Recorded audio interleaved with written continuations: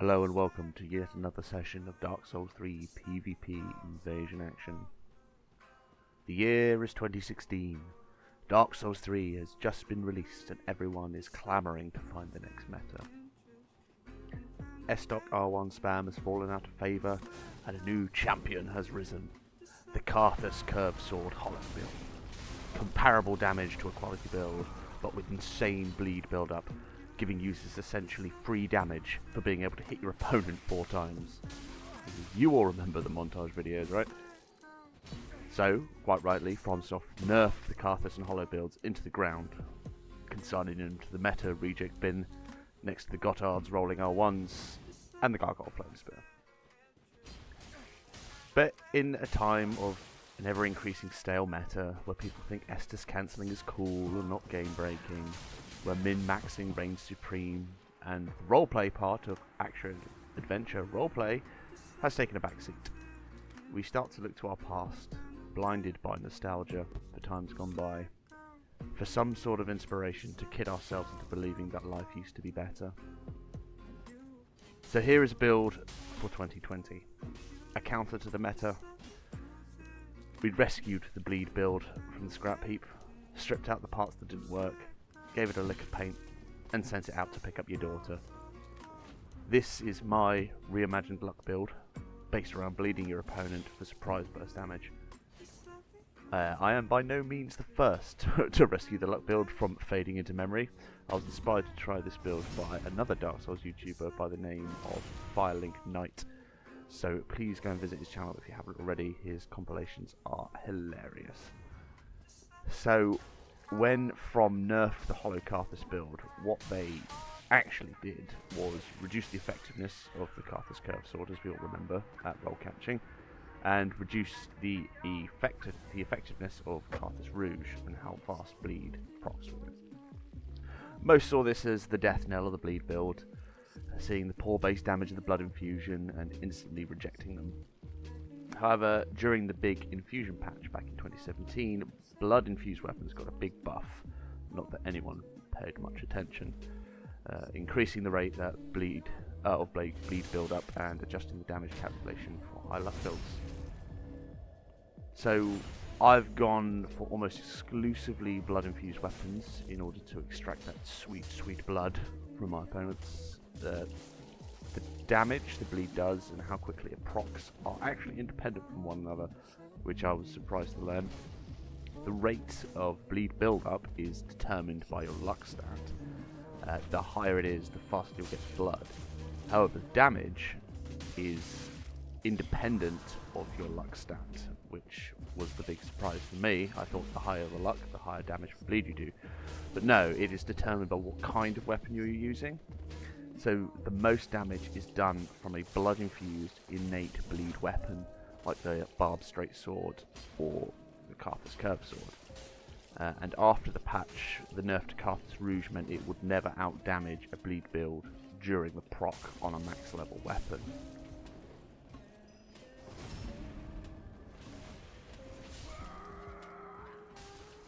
So the weapons that I've been experimenting with are the Blood Barbed Straight Sword, which is my main weapon. This has a build-up of 77. So for some context, with that level of bleed you can proc in about 4 consecutive hits with someone wearing medium armor. You'll see a clip later where I'm able to bleed an Artorias with 4 consecutive hits, reliably.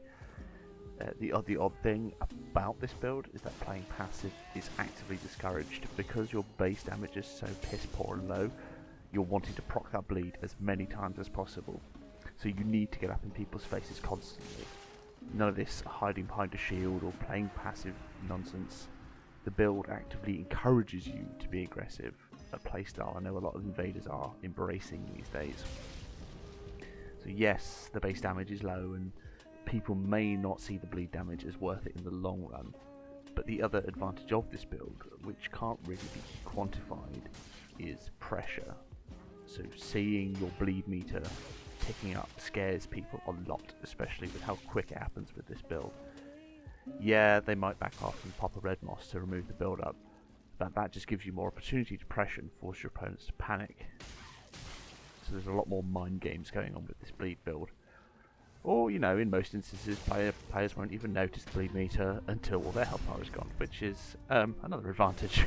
People don't really pay attention to that a lot of the time. So the other main weapon I have been using is the Painting Guardian's Bloodsword, which I love the sound of.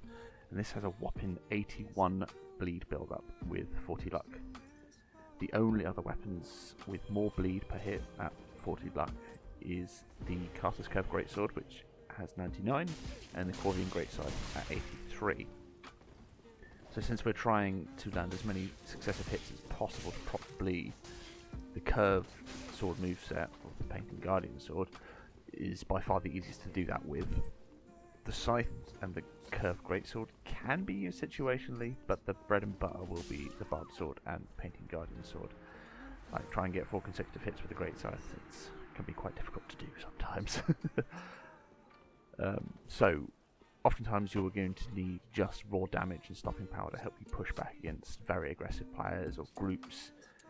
And this is why I've opted to put a couple of hollow weapons on the build as well, namely the Flamberge and the Grave Tender Twin Swords. Since you do have access to the Carthus Rouge buff, you won't be sacrificing the main centerpiece of the build when you need that extra bit of damage. The great thing about this build is that you can have access to three different infusions to mix up your playstyle, depending on the situation you're in. So you get Hollow for the consistent melee damage, Bleed for burst damage, and Poison for the damage over time.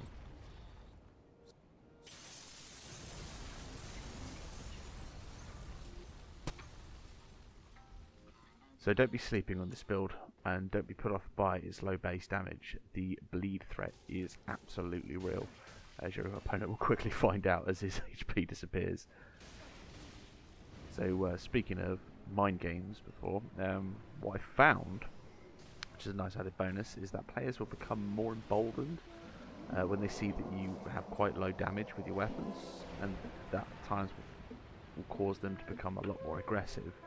When they feel like they have the edge on the DPS race, they'll come out their shell a little bit more to try and fight you, only to get bled like a stuck pig as their reward. So another nice quality, no pun intended, about this build, and something that I learned along the way when I was creating it, is that you can't just dump 40 points into luck and call it a day like you can with what do you call it, like a dark or chaos build, where you dump your 30 points into faith and there you go, you got your dark build. No, the scaling from the hollow weapons that you get from luck is pretty mediocre. It's about a C scaling on average. Sort of hunting around on internet forums, it seems to be the consensus. So you have to put points into strength and dex, or strength or dex, to beef up your weapon damage. For this guy, it's a pretty even spread between both. So I think I've got about 26, 28 in each.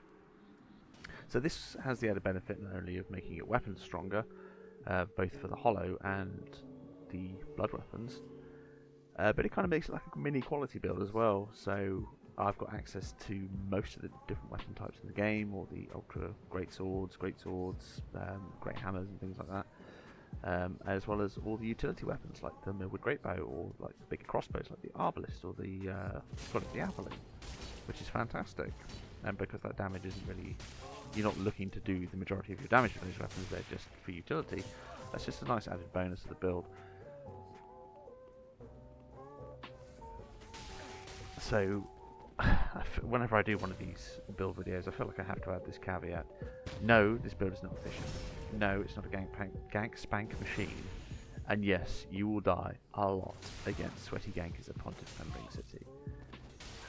This is an invader build for the rest of us middle of the road invasions.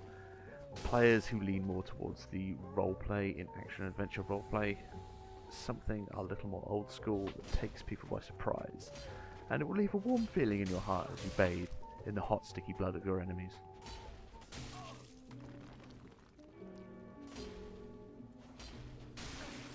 So please give the bleed build another chance. It can be good. It is good. Like with all the videos that I've been doing recently, with the Int build and the Faith build, bleed builds are incredibly fun. They perform fantastically as an invader build. Like I said, yes, it's not the most efficient PvP build there is. No, it's not good for dueling. No, it's not good for spanking the hardcore sweaty gangs of Pontiff, but it's fun. And again, that's all I'm looking for in this game, is to have a little fun. I'm not here to get stressed out and break my controller because I haven't used all my stats super efficiently, so I couldn't afford all the best shit on my dart build or whatever. No, this is super fun.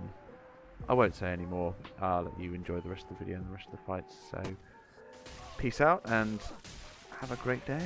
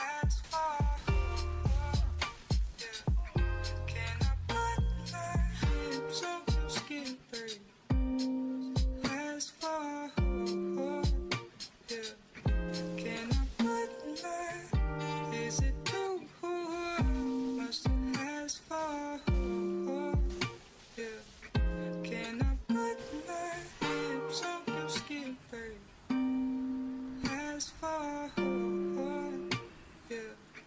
Can I put my